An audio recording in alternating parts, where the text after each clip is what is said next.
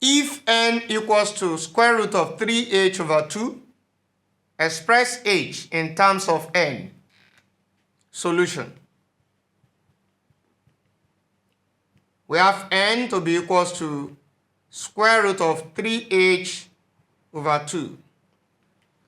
Now, it means that we should make h the subject of the formula.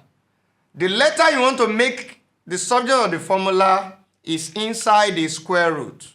Hence, you need to what? Square both sides. By squaring both sides, we have square root of 3h divided by 2 square.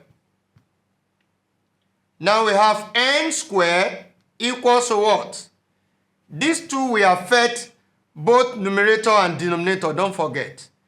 And you can also recall that when you have square root of s squared will give us what? X.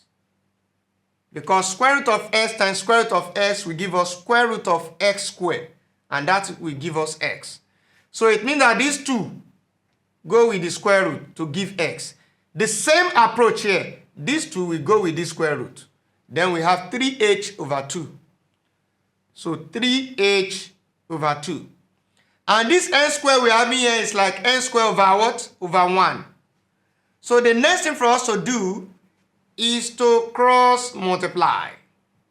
By cross multiplying, what are we having? N square times 2 will give us 1 times 3h. Now, we have 2n squared equals to 1 times 3h, that is 3h. We want to make h the subject. It's the same thing as expressing h in terms of n. To make h the subject, it means that we need to divide both sides by the coefficient of h, which is 3.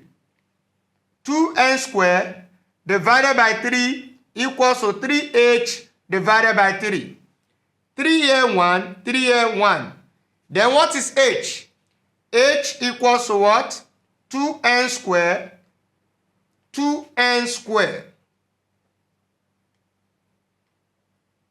2n squared, then divided by what? Divided by 3. That is the solution to the problem. Thank you.